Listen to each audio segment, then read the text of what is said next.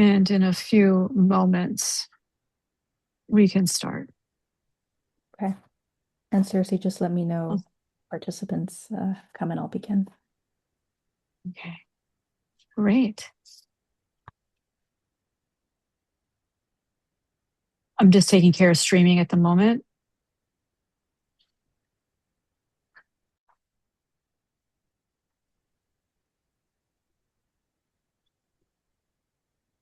Cersei, do you mind making me co-host? Of course, that was like my next thing I was doing. I'm watching it. The little thing confirmed that we're streaming. If I also have to turn it off because there's a delay. All right, I'm going to, Catherine, I'm about to hit start on the webinar. Excuse me. And then we'll be live, okay?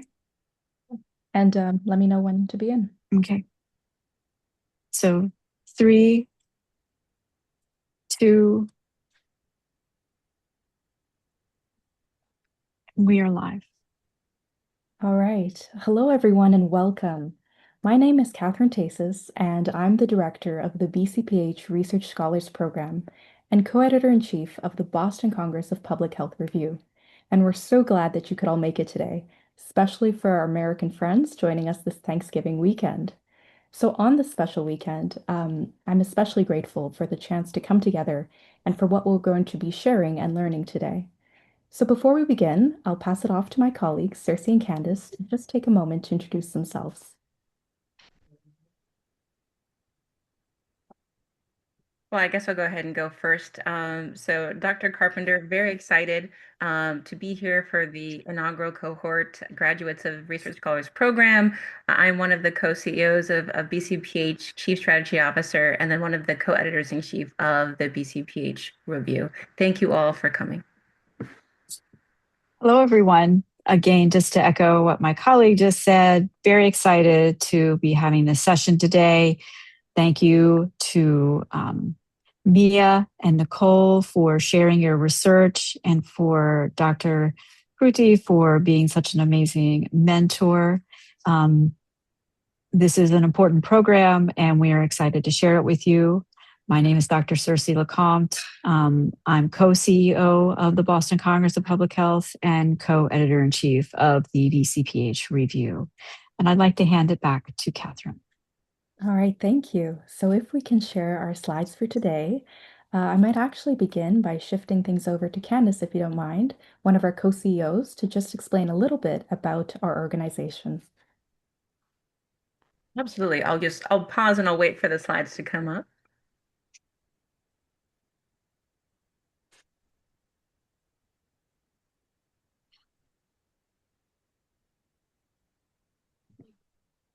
Wonderful. I'm able to see. Do you mind progressing one slide?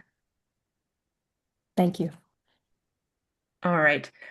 So some of you may know, I see some people in the audience that I recognize as well, but BCPH, we are a independent private nonprofit, democratizing public health through the lens of social justice. And if we move forward, I can say a little bit about RSP. And so the Research Scholars Program was something that had been incubating in our minds for several months, if not maybe over a year from this moment. So we're so excited to actually see the culmination of everything coming together. So ultimately, the RSP is a concentrated, immersive 12-week program where we pair very ambitious, motivated, talented researchers such as Mia Moore and Nickol Gerogey with very accomplished mentors such as Dr. Kruti and Dr. Lecomte, and we allow them to be able to put together one or more research manuscripts, as well as posters and then presentations, as you'll see today. And so this is one of our flagship programs to helps to dovetail with our mission, that cultivating of the next generation of public health leaders. And both Mia and Nickol represent absolutely the next generation vis-a-vis like the Research Scholars Program. So absolutely helping those scholars develop and if not ignite their research portfolios and obviously catalyze their leadership as well. Yes, that's right. So this program is really all about personal mentorship and participants gaining those skills and the confidence needed to become part of the community in terms of advocating for social justice and public health practice. But without further ado, it's my pleasure to introduce our inaugural cohort. So on the next slide, we can see our presenters for today. And first, we're having Nickol Gerogey, our 2025 student scholar from the University of Southern California. And joining her is Dr. Circe Gray LeConte, our 2025 RSP faculty mentor and co-CEO of BCPH. So I'll let you both take a moment to share a little bit more about yourselves. So I can go first. My name is Nickol, and I've been an RSP student scholar, and I'm an undergrad student at the University of Southern California, and I've had an amazing time in this research program. I've learned so much, and I've been able to work with my mentor, Dr. LeCompte, really closely, and we've been able to put out a paper and a research letter, which has been really rewarding and something that's, interconnected with my interest in health equity and health policy. And so it's been a really amazing experience. And with that, I'd love to hand it off to Dr. LeCompte. Thank you so much. I want to say first, it was an absolute pleasure working with Nickol.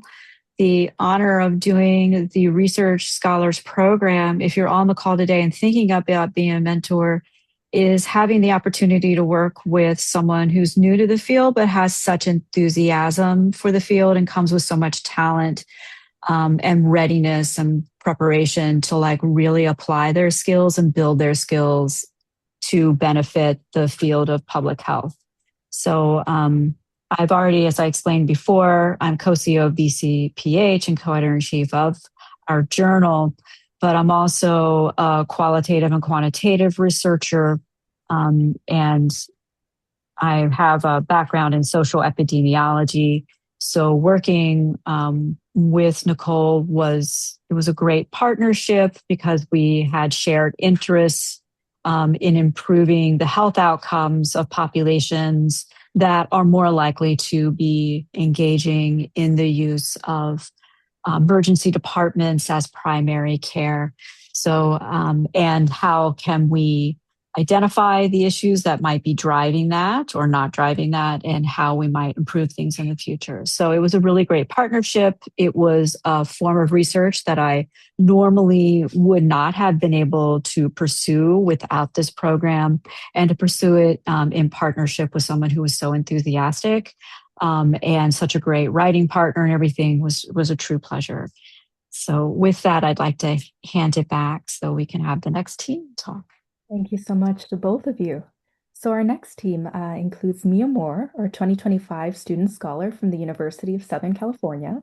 And joining her is Dr. Kruti Chaliwala, her 2025 Research Scholars Program faculty mentor from Boise State University. So Mia and Dr. Chaliwala, thank you both for being here with us. And if you'd like, please take a moment to introduce yourselves as well. Of course. Hi, everyone. My name is Mia Moore, and as Catherine discussed a little bit, I am also a student from the University of Southern California. I'm a fourth-year undergraduate studying public health, and I also have a minor in law and social justice. Additionally, I have just started a master's in public health. So I'm very passionate about understanding health data systems and health equity, especially for unique populations, which I'll be able to talk about in my research today. But I've been a research scholar for about 4 months now, and it's just been an amazing opportunity to just really conduct some amazing research and kind of bring to light a population that really hits close to home for me. And so I had the privilege of working with my mentor, Dr. Kruti, who has just been so supportive, and I'm just so appreciative of her and all that she has helped us or helped me with throughout the program. And I've been able to just learn some really, really cool research methods, both qualitatively and quantitatively. And this wouldn't have been possible without Dr. Kruti as well as the BCPH leadership team. So I'm very, very thankful for this time and that I get to present my research today. And I can now pass it off to my mentor, Dr. Kruti. Hello, everyone. I'm Dr. Truri Chaliawala. I'm an assistant professor at Boise State University. I second what Dr. Lecomte said about this program, that this is something that you couldn't do in your regular research. So it is a good program even for mentors to learn new subjects that are out there, as well as what is the next generation really passionate about, as well as giving your input, giving your expertise, and helping the next generation form that passion and encouragement to the health equity. My research usually focuses on minority health, which went really well with Mia's interest in minority health, and it was in a sense match made in heaven that I wouldn't have found otherwise. So I was really excited in this program, as well as I'm very proud of what Mia has achieved in a short period of time, because this program is it starts and it ends at the same time. That's what I feel. It started like a few days ago and now it's done. But it was not days, it was months, but it feels like that. Because apart from everything that we are doing in our lives, we are also doing this research. So it just shows our passion for research, as well as it shows the dedication of Mia when coming to this work. So thank you so much for this opportunity. And this is really a great program. All right, thank you so much to both of you, and I'm sure we're very excited to hear from our scholars and mentors. So as a quick introduction to the presentations, Nickol and Dr. Lecomte will be presenting first and starting us off on the topic of emergency department use, that's avoidable, and possible innovative solutions in New York, and they'll be presenting on 2 articles. Following that, we'll have Mia and Dr. Chaliwala present on cardiovascular health outcomes among Afro-Caribbean immigrants in the United States. So we're very excited to hear your insights, and I'll pass it off to Nickol and Dr. Lecomte.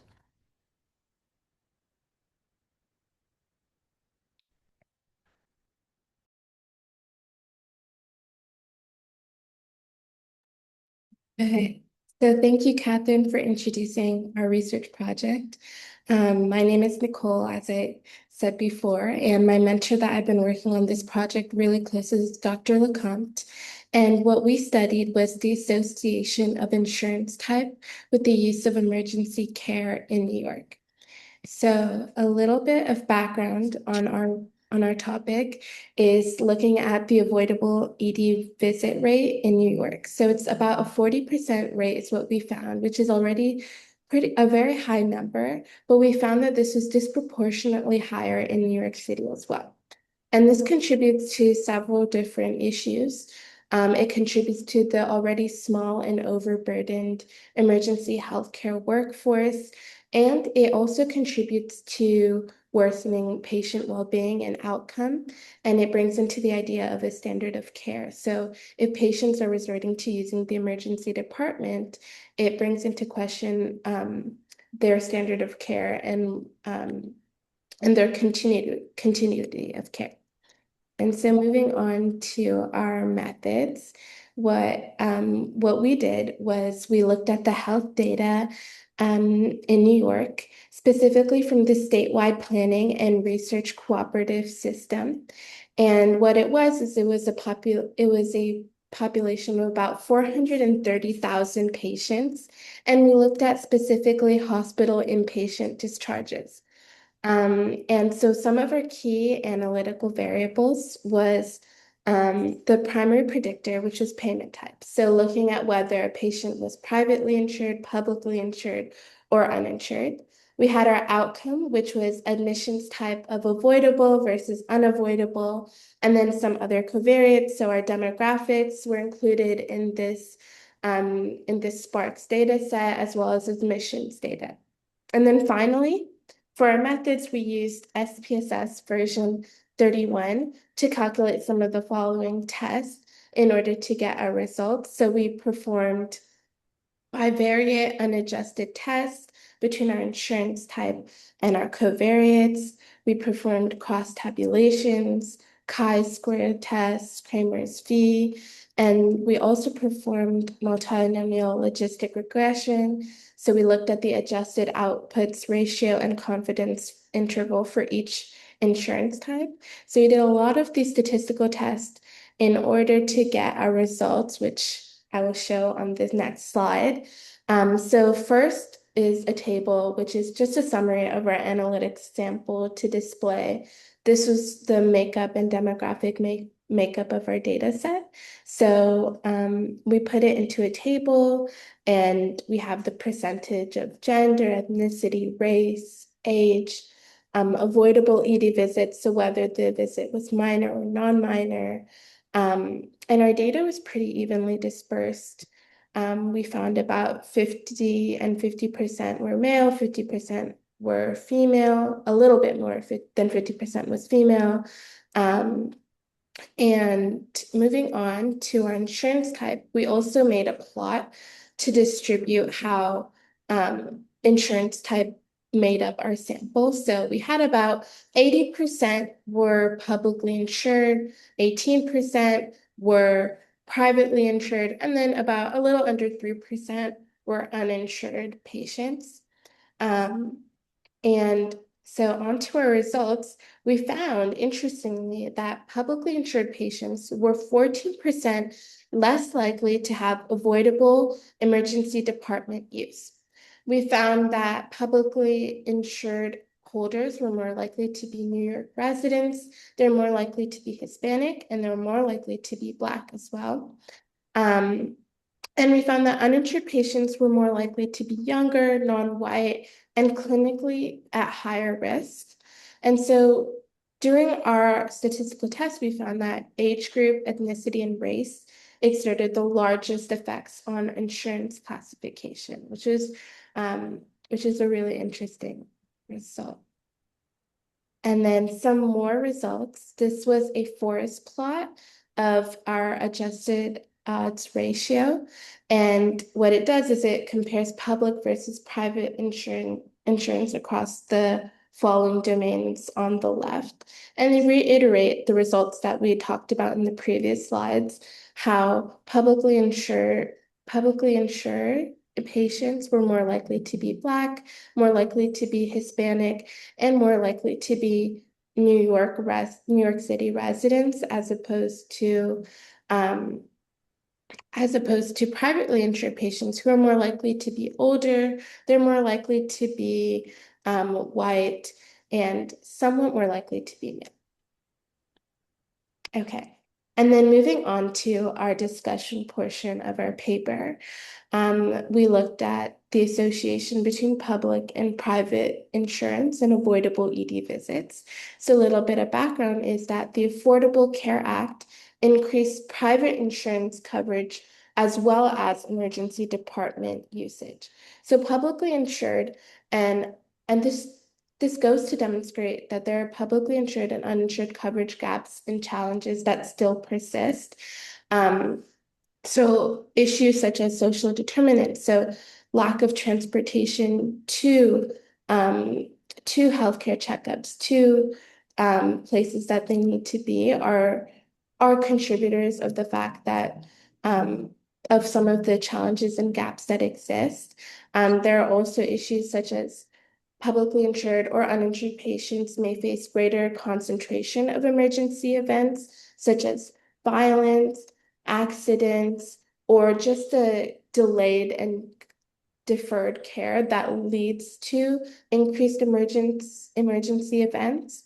And then we also found that sometimes it's strategic use of the ED due to limited supply of primary care providers and appointments. So in areas where there are very few primary care checkups available, primary care doctors available, or even primary care locations that take Medicare or uninsured patients, that contributes to the idea of emergency department use that are actually emergent by these publicly insured and uninsured patients. And so what we said in our paper was that this gives us the opportunity to examine the emergency department uptake in intersections of multiple different demographics, so race, sexual orientation, clinical concern, documentation status, and we talk about all of this in our paper. And so just a little bit of a conclusion. that we talked about in our paper is improving emergency department efficiency would help mitigate the impact on the overburdened workforce and help improve overall patient well-being. So if we can help patients, we can reduce the amount of deferred care, we can reduce the amount of emergent and non-emergent ED visit, that will overall help the overburdened workforce, physician burnout, as well as improving their patient well-being, their standard of care. And we talk about how additional supports are necessary to creating the standard of care. And it's not just Medicare expansion. So as I mentioned in my last slide, there are all these factors of social determinants, non-emergent events, and the lack of healthcare, primary healthcare availability and checkups that are also important to establishing this continuity of care.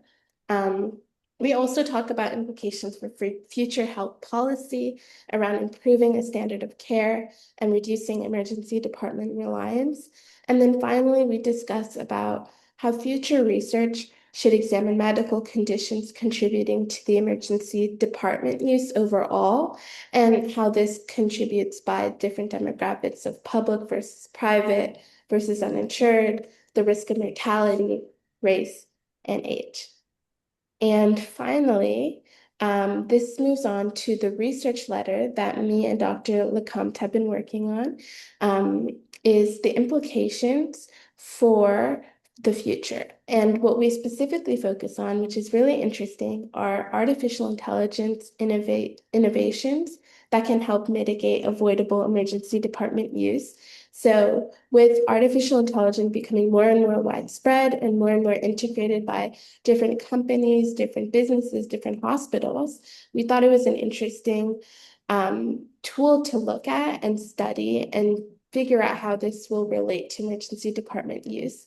So we looked at how predictive AI and machine learning models can be used for risk identification, so identifying high-risk patients, and helping with navigation and other wraparound services. We looked at how operational AI can be used to manage overcrowding, so different tools that are able to identify bottlenecks and reduce ED congestion, to optimize patient flow, to help note-taking when healthcare professionals are meeting with their patients. And then finally, we looked at equity-focused implementation agenda. So the idea of integrating AI tools such as chatbots, wearables, and decision support systems to help improve access, reduce avoidable ED visits, and overall help the overburdened workforce and providers. And so that leads us into the Q&A portion of our presentation, and thank you for listening. Nickol, that was really nice. And I just wanted to tag on that you had some surprising findings, because when we first started working on this project together, you had thought, and I had thought, that those who were being publicly insured would have more emergency department use. And that's what's found in a lot of the literature. But here you were able to find something that occupied a slightly different and more nuanced space in the literature and aligned with some of the research being done now, which is showing, as you discussed, some folks who were doing more strategic use of the emergency department. It's much more strategic than folks had initially thought, where those who do have private insurance may be living in areas where they don't have access to, they have private insurance, but they don't have access to those who can take it. So they have to use the emergency department strategically. So, yes, exactly. It was really surprising when we did it. But upon further analysis and looking at the research, it was really interesting find, and I'm glad that I was able to do it with you, Dr. Lecomte.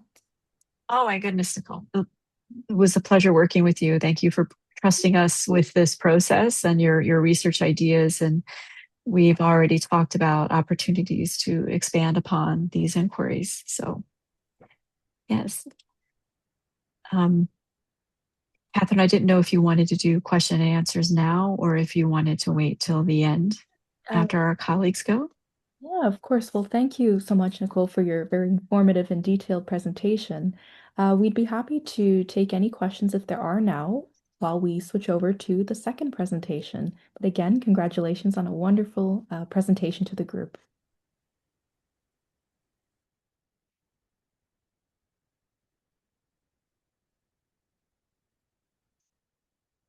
Okay, so I will take back over for a moment.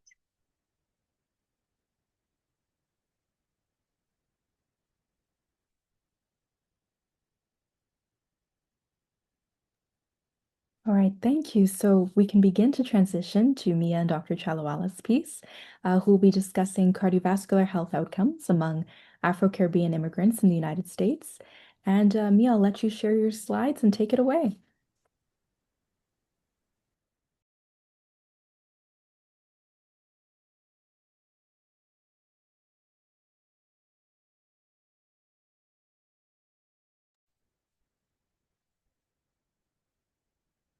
I first just want to echo what an amazing job you did, Nicole. That was a really interesting research that you conducted, especially looking in the health policy space, which is one of my interests and maybe even a little bit of something that kind of goes into a little bit of my research as well. And so I think it's just really cool how we both found similar findings. And thank you for sharing just such an amazing research and even linking it to future innovations in AI. So just wanted to give you your flowers there, and I can begin my research.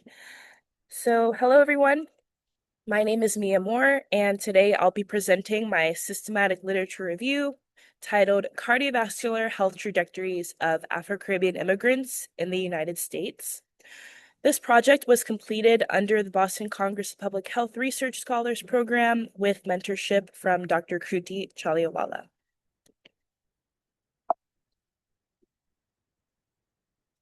To begin with some background, cardiovascular disease remains the leading cause of death in the US, and Black populations, including immigrants, experience a disproportionate burden. At the same time, however, Afro-Caribbeans are one of the fastest growing Black immigrant groups, making up over 50% of the US Black immigrant population. But despite this, Afro-Caribbeans remain largely underexamined compared to African Americans and African immigrants, and their unique cardiovascular profiles and the social determinants behind them are often overlooked. And a key point in the literature is that cardiometabolic risk, so things like hypertension, diabetes, and obesity, are all primarily driven by social, environmental, and structural factors rather than genetics. Yet there are gaps in current literature because most studies actually aggregate Afro-Caribbeans with African Americans, meaning that they are masked within subgroup specific patterns that aren't shown in literature because of being aggregated with other populations that don't exactly match the health patterns that are unique to Afro-Caribbeans. And so this lack of disaggregation delays targeted interventions, and also it limits our ability to understand the true cardiovascular risk among Caribbean origin Black immigrants. Just to go into the significance, this research matters for several reasons. First, the literature consistently showed a healthy immigrant effect, where first-generation immigrants arrive with healthier profiles due to traditional diets, more active lifestyles, and strong community ties. But over time and across generations, this advantage starts to diminish, which widens equity gaps, and also it highlights the impact of US social and structural conditions. So understanding cardiovascular health trajectories is essential for building equitable public health systems that design preventive strategies and also develop culturally responsive policy reforms that reflect the experiences of Afro-Caribbean communities. And this leads into my research question, where my literature review asks, how do the length of US residence, generational status, and structural determinants shape cardiovascular health outcomes among Afro-Caribbean immigrants? So to answer this question, I conducted something called a systematic literature review using Prisma guidelines and multi-database searches, where searches were run through multiple databases such as PubMed, JSTOR, Springer Leak, ProQuest, and more. So after applying a specific inclusion criteria, I found 6 studies published between 2019 and 2025, which met all my requirements.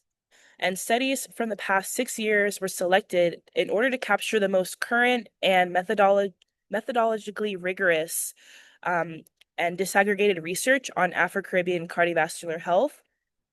And these studies also examined CV risk through acculturation, length of residence, and structural factors among Afro-Caribbean populations.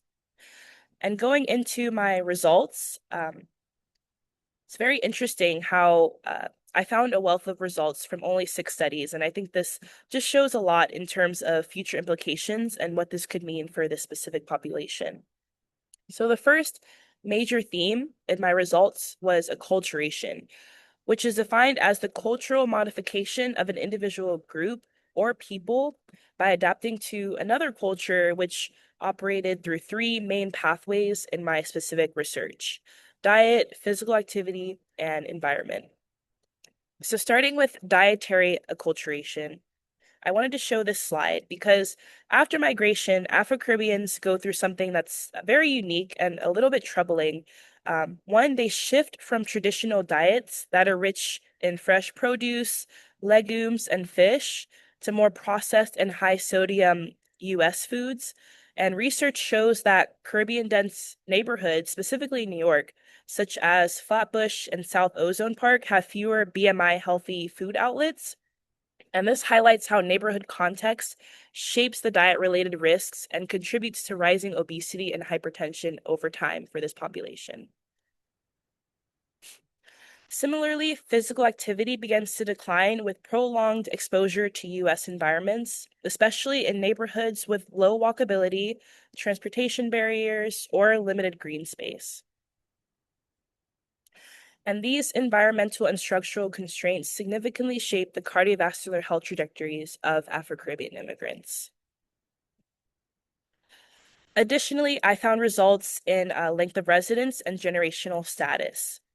So length of residence emerged as a very powerful predictor of cardiovascular decline. Specifically for a second generation, my literature review found that living in the US for more than 10 years is associated with significantly worse cardiovascular outcomes among Afro-Caribbean immigrants.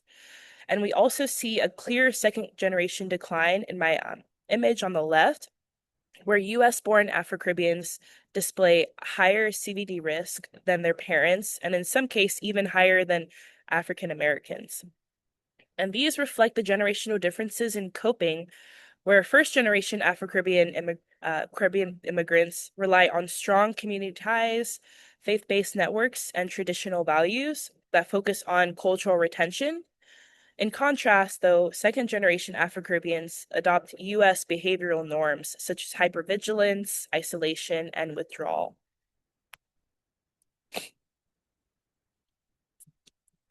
Additionally, I found research results in structural racism and discrimination. So structural racism was a consistent driver of cardiovascular health outcomes across the literature review as well, where second-generation Afro-Caribbeans report the highest levels of discrimination, which contribute to their cardiovascular decline. Additionally, healthcare bias also exists. Within the literature review specifically, it was found that highly educated Afro-Caribbean women face maternal health inequities, including disproportionate cardiovascular complications. And this shows how gender and intersectionality both play a critical role in understanding cardiovascular outcomes among Afro-Caribbean immigrants. And this is because women face unique layered vulnerabilities. So there's various intersectionalities that exist and that I found within the literature review. And then lastly, chronic stress pathways. So chronic exposure to racism is linked to hypertension, left ventricular hypertrophy, and systemic inflammation. And these all reinforce that cardiovascular health is deeply shaped by structural and not individual factors. So moving on into my discussion, overall, the literature review clearly supports a deterioration in cardiovascular health across time and across generations for this specific population. And these patterns are shaped by several intersectional factors. The literature review points to factors like nativity, acculturation, length of residence, the overall built environment, discrimination, and socioeconomic conditions, which all must be centered in our understanding of cardiovascular disparities for Afro-Caribbean immigrants.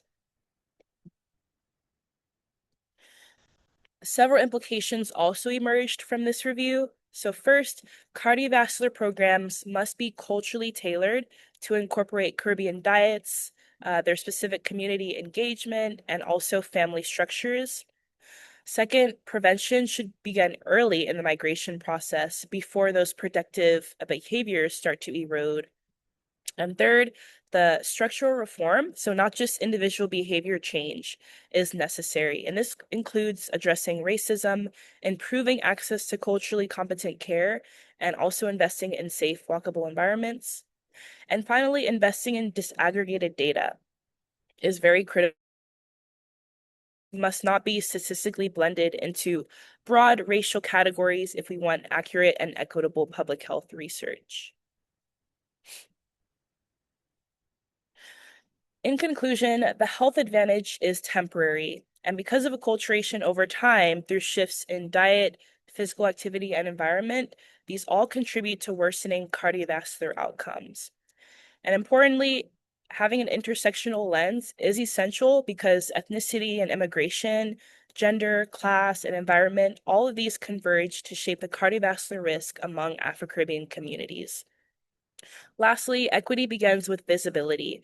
So we must invest in data, in systems, and policies that accurately reflect the experiences of Afro-Caribbean immigrants so that we can build on interventions that truly meet their needs. I have attached this slide as a reference. If you scan the QR code, you can see the list of references that I address in my literature review. And finally, I just want to give a huge thank you to everyone here that is listening in the audience. And I'd like to just thank the BCPH leadership team, Dr. Carpenter, Dr. LeCompte, and Catherine for the opportunity to conduct this research. And just a very, very huge thank you to my mentor, Kruti, for all of her support throughout the program. And I'm happy to answer any questions at this time. Thank you. Thank you so much, Mia. That was an excellent presentation and quite interesting as well. So just looking at the chat, I see we do have a question for Nickol, but perhaps I could start off the discussion with a question for you, Mia. And I'm curious, in your research, did you come across any ways to maintain this health advantage in the US environment? And perhaps is it even possible? I know you spoke about prevention, but is it possible to keep this trend continuing before we need to get to those preventative steps? Thank you for your question, Catherine. That's really interesting. And yes, I actually found ways that we can maintain this. One specifically I learned from doing literature review is something called ethnic enclaves. So specifically when immigrants from the Caribbean are moving to areas where they are ethnically represented, then they feel more likely to have those protective factors such as their diet remain the same, as well as those green spaces and the whole environment, as well as just having family community ties are really important. So I found that one way is through having ethnic enclave environments. Another way is just having certain culturally tailored programs that play a role into how Afro-Caribbeans can best transition into the United States by protecting their overall language, as well as just their communities, and being able to support them in different ways, socially, relationally, in different ways. And so just preparing these programs that are specific to Afro-Caribbeans is just one way that we can continue to protect these populations. Thank you, Mia. Perhaps I'll read one of the questions in the chat for you, and then we'll move to Nickol as well. I see. Okay. Just really quickly, there was someone in the audience who had a question. Of course. Catherine, I didn't know if you could see their hand. No, Do we want to Do we want to invite that person to ask their question verbally? Definitely, of course. Okay. I hope it's okay. I hope I wasn't being rude by Oh, no, of course. interrupting you. I'm So, quite sorry about that, but if you do have no. please speak up. So, Pamela, I've unmuted you, Pamela, if you would like to ask your question. Yes, wonderful, wonderful presentation. Thank you so much.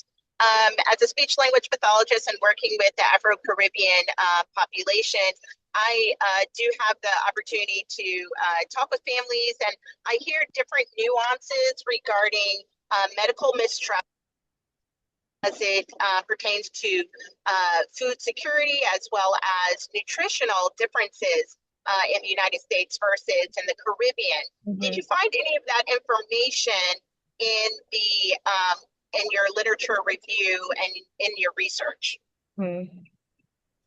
Yeah, specifically with dietary acculturation, it's clearly evident. I think in all of my studies, they discuss how specifically, diet, especially with the certain food groups that Afro-Caribbean communities rely on, and specifically in Afro-Caribbean countries, they have access to farmers markets and ethnic grocery stores that specifically focus on providing them with the diet that they are so used to.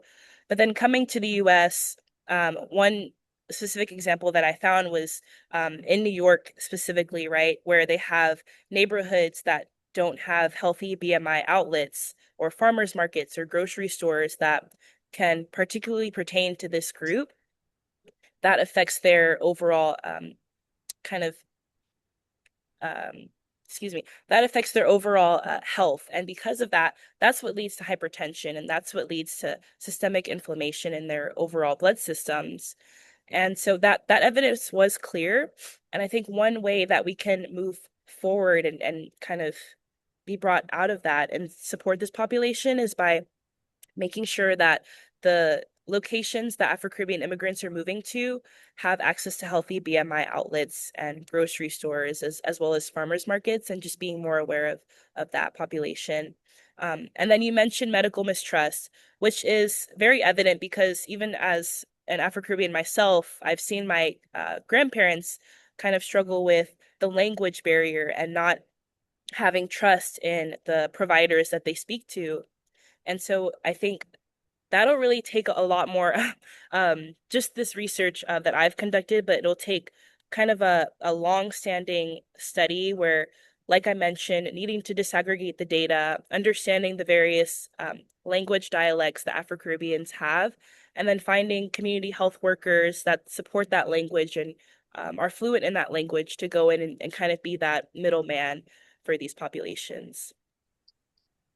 I agree. I also think perhaps, the medical mistrust index, devising or formulating one specifically that captures and at least opens that communication and that conversation with Afro-Caribbean families so that they do have, a way or a conversation starter to even communicate these areas of of struggling, of the divide and going between the provider and our families. 100%. And even just outside of this research with BCPH, I hope to continue doing more research and looking into more studies and what can be done specifically in policy reform and also in the healthcare system as well. So thank you so much, Pamela. This really does hit home for me. So I appreciate that. There are other people out there that find this just something that needs to be talked about more.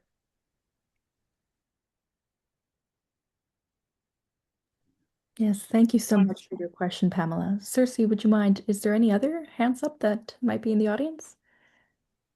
I don't see any hands up in the audience at this time. There's a few questions in the chat, as you were mentioning before. All right, so maybe to switch things up, I'll jump to a question for Nickol. And one of the questions in the chat is, why do you think the political trend or argument to deprofessionalize public health OT/PT, and nursing degrees will do to the workforce and impact the trajectory of your findings? Yeah, thank you. I think that's a wonderful question, and it's really, really interesting to think about. It is a complicated and posed argument because there does exist a physician shortage. There is a shortage of a lot of healthcare professionals, but I believe that it has a significant consequence for both the healthcare workforce and the findings of our research. I think that professional preparation in these fields help ensure that these professionals are able to safely navigate complex patient needs, and especially when dealing with publicly and uninsured patients, sometimes the patient need is a lot more complex. And I think that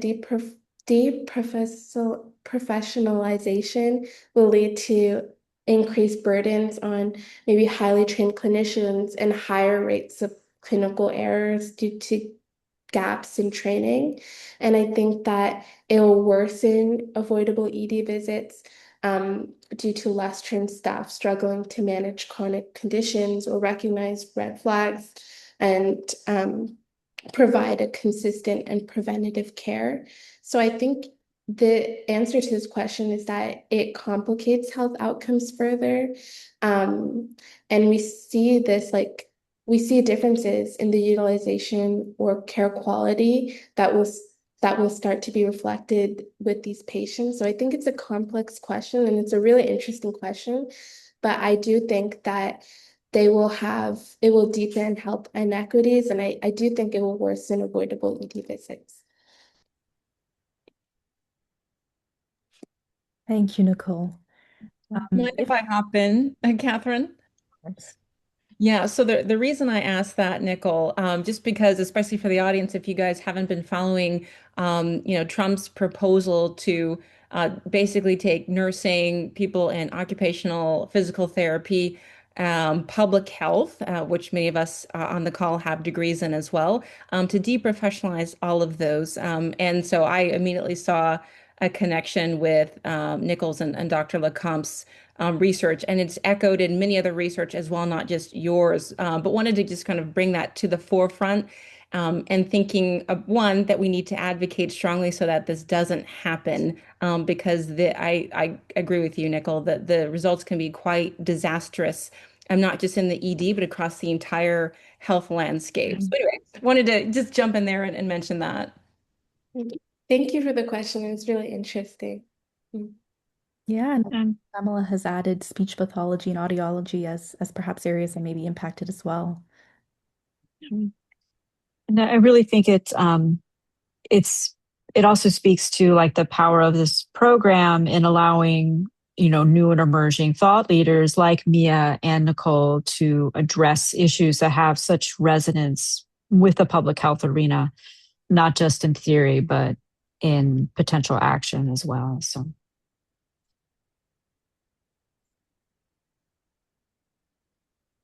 All right, maybe we can switch gears a bit and ask another question for Mia. I see in the chat here, there's a question about why do you think there's less focus on public health research on Afro-Caribbeans?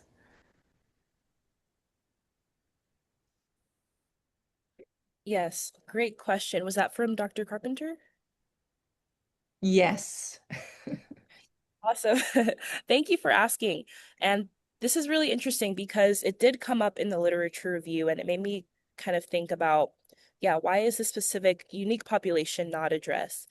And one reason is because of disaggregated data. And so that means that ultimately they're being kind of embedded within the overall African population. So that also includes like African Americans and African immigrants, as well as just everyone within the African diaspora, that it doesn't specifically disaggregate, let's say, Haitian populations or Jamaican populations, or, specifically those from certain Afro-Caribbean communities that have unique public health concerns. And I think one reason for that is just because there's just not enough research being done for this specific population, especially for when they kind of come to the US. They go straight to, joining the workforce and ultimately kind of remaining kind of hidden within ethnic enclaves. And so I think that is one reason why this population isn't discussed as much in literature and in research. And also, I think it's important that we consider this population because, as I mentioned earlier, they do make up over 50% of the Black population. And that says a lot. And so it means that we specifically need to look into what are the health implications for Afro-Caribbean immigrants, specifically overall in immigrant health. So that is my answer. Thank you. Yeah, no, I love that you mentioned that, Mia. And if I can tag on, because I get so excited with conversation Definitely. as well.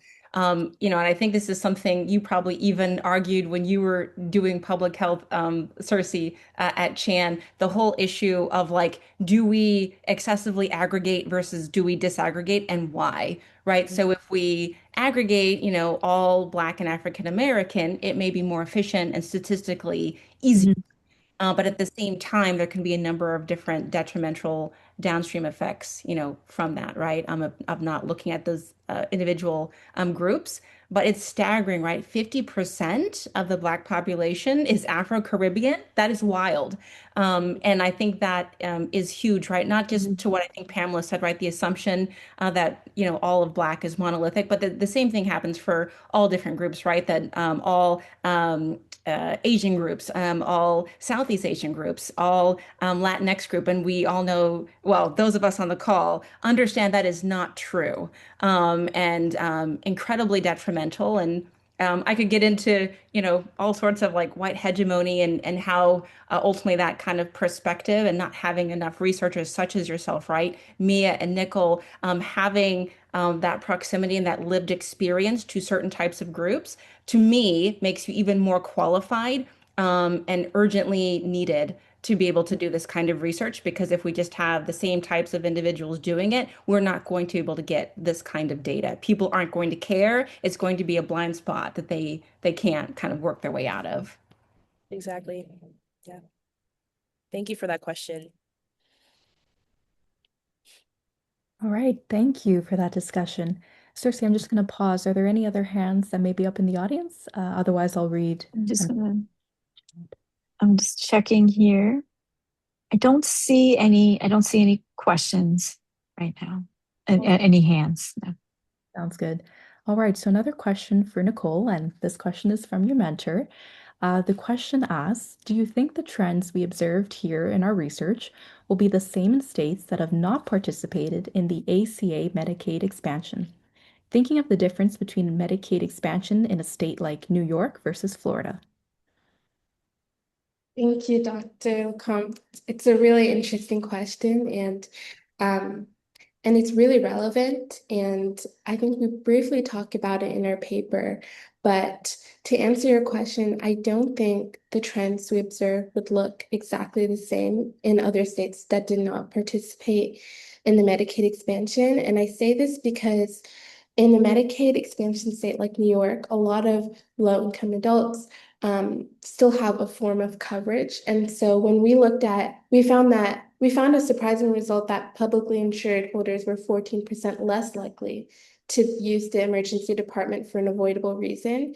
And so we found that maybe it stems from different barriers, so different access barriers, different social determinants, an increase of emergent events that led to our results. And so in Medicaid expansion states, I think the avoidable ED trend stems from access barriers, appointments shortages, transportation, etc. But in non-expansion states like Florida, I think I think a lot of the larger gap is due to insurance gaps. So a lot of adults fall into not getting coverage, which forces them to rely on the ED for basic care, which also delays treatment and until conditions become emergent. So I think there will be some similarities, but there will also be a lot of differences due to this fundamental insurance coverage difference. And so yeah, that's how I would that's my answer to your question.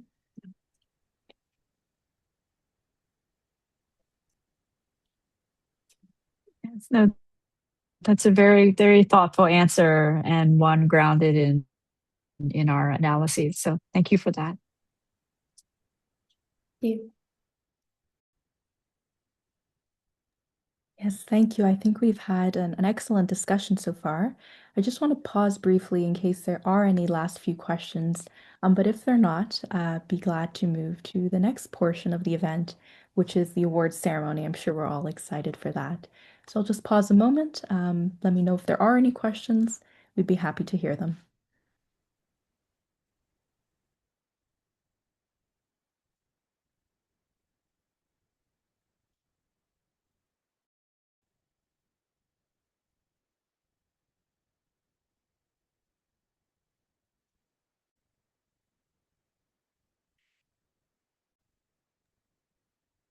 Okay, I'm seeing a lot of little applause icons. So again, excellent to both groups. Very glad to hear about your research and your presentations, and it looks like the audience appreciates it as well. Circe, if you don't mind, switching back to our other set of slides, I believe we can begin with the presentations of awards.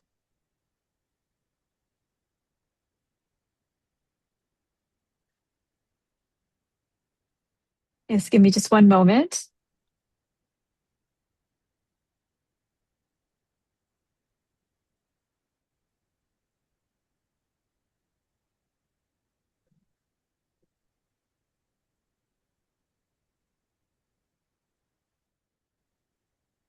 The slides are coming up.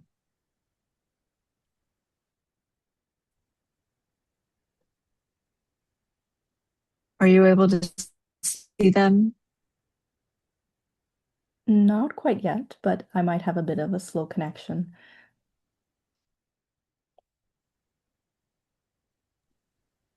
Yeah, we don't quite Okay, see your. hold on. Let's try it again. Yeah, you have a couple different things on your computer that we see. Oh, that's very strange. I don't know why it's doing that. So you're seeing here we go. Are you seeing it now? No.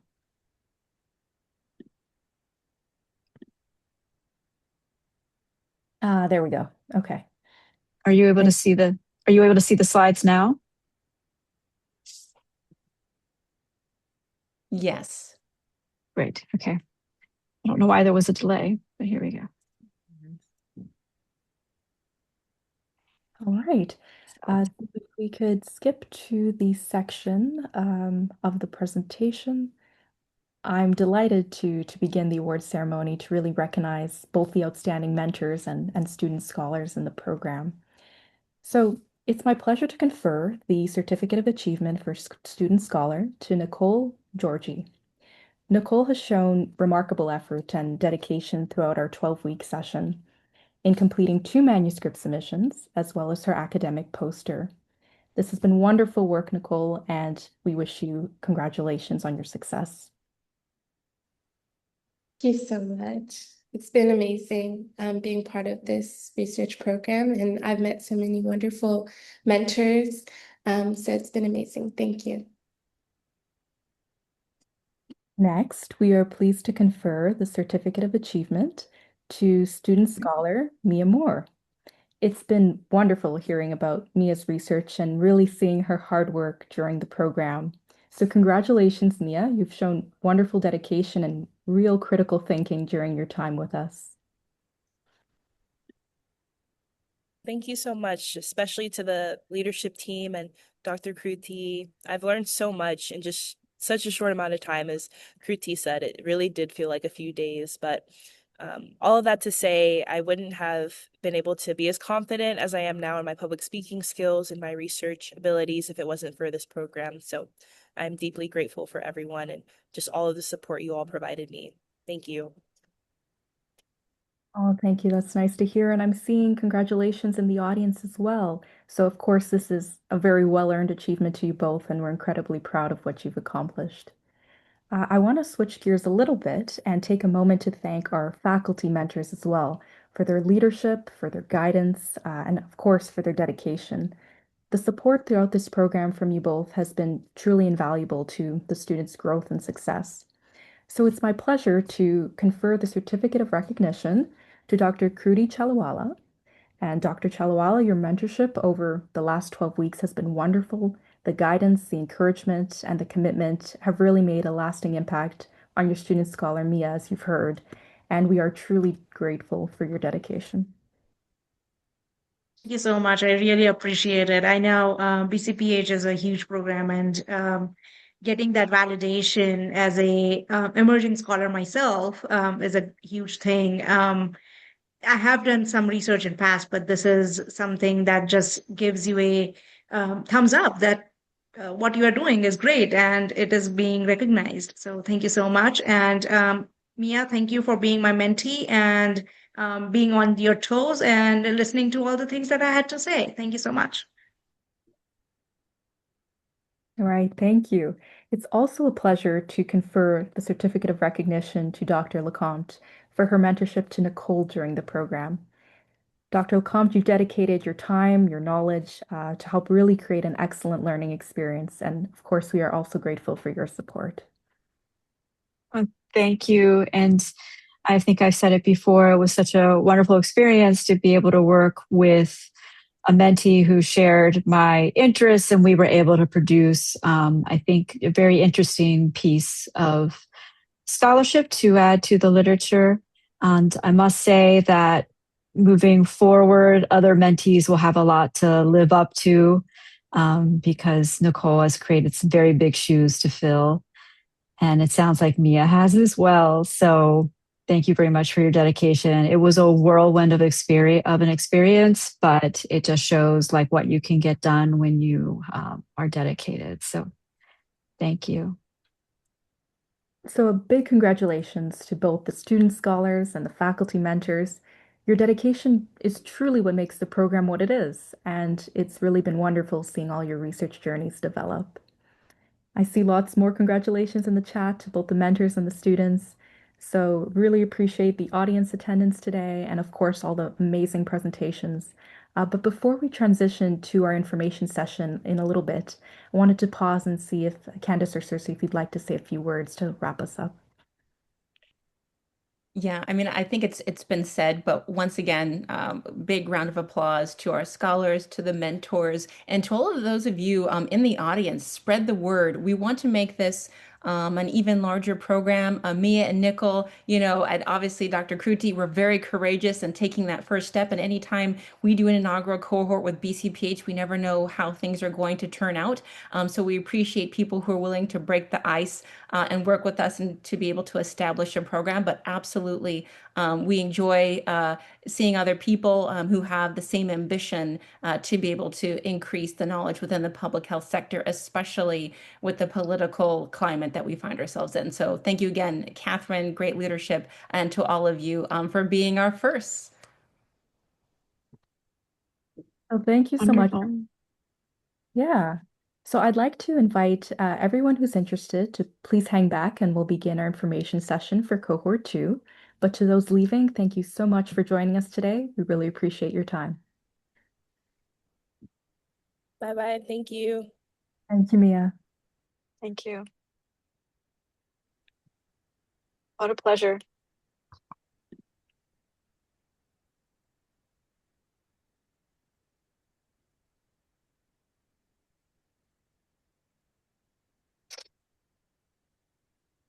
All right, so it looks like we can begin our short information session. As I mentioned, this will be primarily geared towards cohort 2, which we're going to be beginning in the winter term. But as a quick recap, the BCPH Scholars Program is a 3-month learning journey where participants work closely with public health researchers and a mentor to complete 1 publication, 1 academic poster, and as you've seen, 1 live webinar presentation. So the program is really designed to give participants this hands-on and supportive experience. And in terms of program activities, it begins with an orientation and an onboarding. And that would be followed by weekly mentoring opportunities as students develop their research projects over the course of the 3 months. The BCPH RSP leadership team also schedules regular check-ins and feedback sessions with both students and mentors at intervals. And students will have access to skills building workshops and resources from BCPH Academy, which covers everything from research methods to writing, presentation, peer review. It's a variety of courses that can help build skills. In terms of faculty mentor benefits, you will have the benefit of co-authoring publications and posters with free publication in BCPHR after peer review acceptance. You'll also be recognized across program materials, join special events as we've attended today, and perhaps most importantly, also have the chance to guide and work alongside motivated students like Mia and Nickol, really helping to shape the future of health equity research. To touch on the benefits of students as student scholars, as we've reiterated, you'll gain hands-on experience, but really get that opportunity to be a first author on the academic manuscript and poster, which is unique and difficult for students at this early stage in their career to really have a mentorship-guided journey that helps them learn and grow and expand their knowledge. So from experienced faculty, so it will really build skills that may advance your career in public health.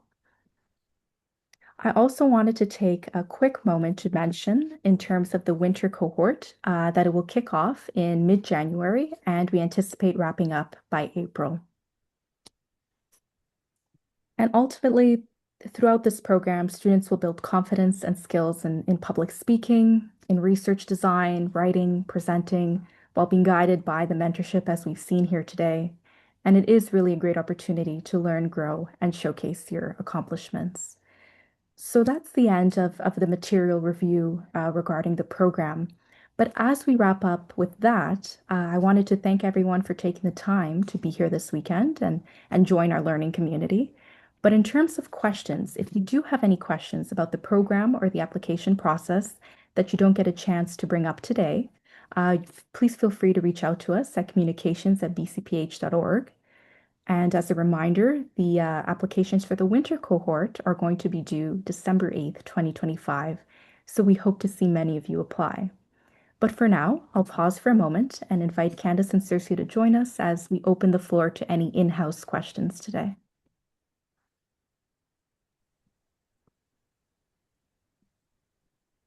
So if folks have any questions, they can put them in the chat.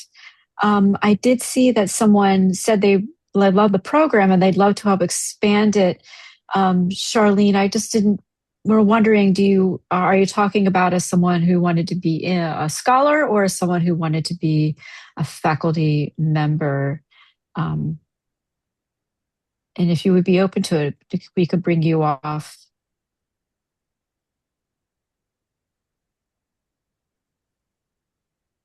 I've opened up your microphone if you'd like to share your thoughts.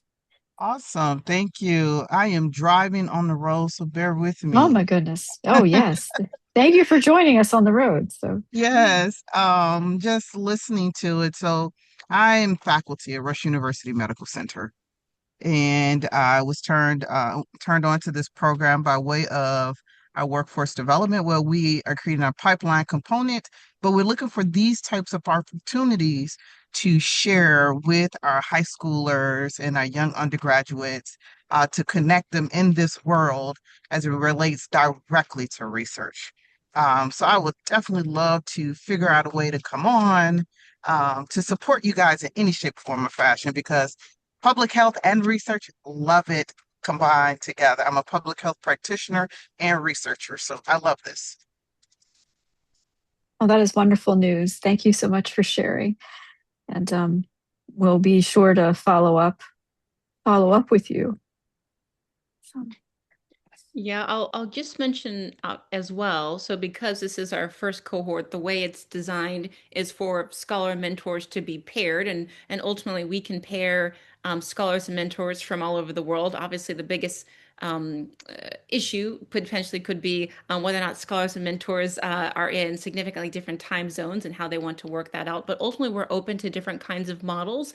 So if you happen to have students within, so you said you were at Rush, Charlene, but if you happen to have students and mentor pairs at other institutions and you want to apply together as part of the RSP program, we're open to that as well. However, we can expand the program. I will mention, though, that there is tuition related to this. It was not mentioned, but just to be very transparent, there's tuition on the student side for the RSP program at this time, not for the mentor, but just for the student. And that helps to pay for the publications and all of the other ancillary services that go into this very intensive 12-week program. So just for the sake of that, so open to different types of mentor scholarship pairings. If there are more mentors who want to come on from one institution or one program, one public health school or one medical school, and same thing with scholars as well. So feel free to refer individuals that you have who you feel would be strong candidates for the program.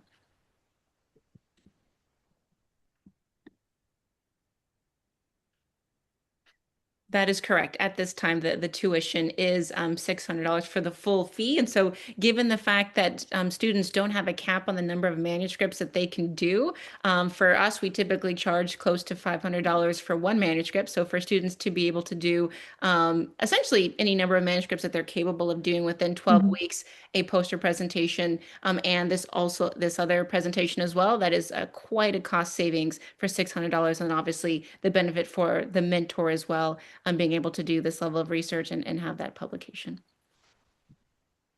I am curious, on the call, do we have folks interested in being mentors or student scholars? Be interesting to see in the chat. Oh, I see a question here about the application link. We can actually put that in the chat now, but the application link is available on the BCPH website as well, both for student scholars and for faculty mentors.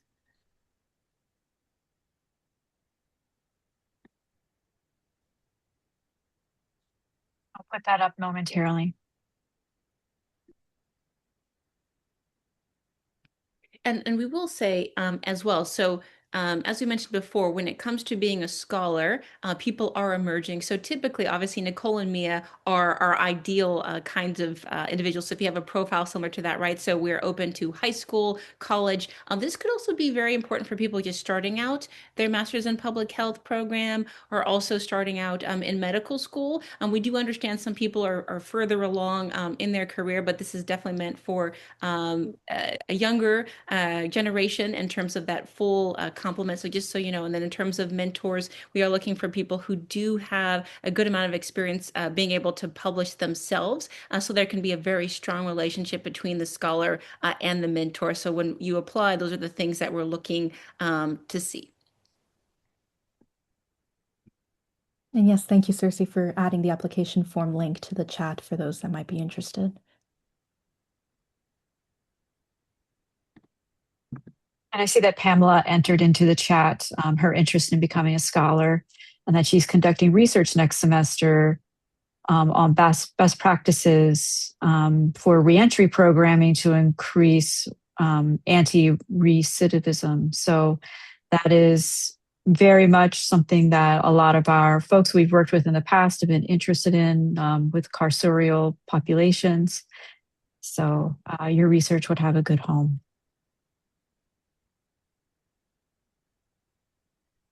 And I'm also going to put in the Q&A that link as well. You can find the link to the form here in the chat, and I will place it elsewhere as well.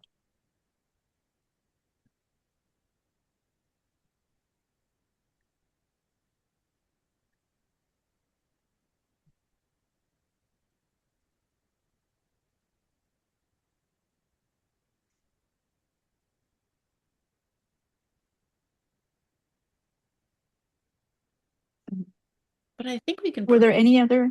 Yeah, I'm sorry, go ahead. Yeah, just given the time, I think it probably makes sense. Yeah, I'm just checking. I don't see any last few questions that have popped up in either the chat or the Q&A. So I want to take the time again to thank you all for attending, for showing your interest, and wish you all a great rest of your day. Wonderful. And thank you to everyone for joining. Thank you, Becky. So with that, I'm going to stop the recording and stop the stream. to everyone who's watching on YouTube.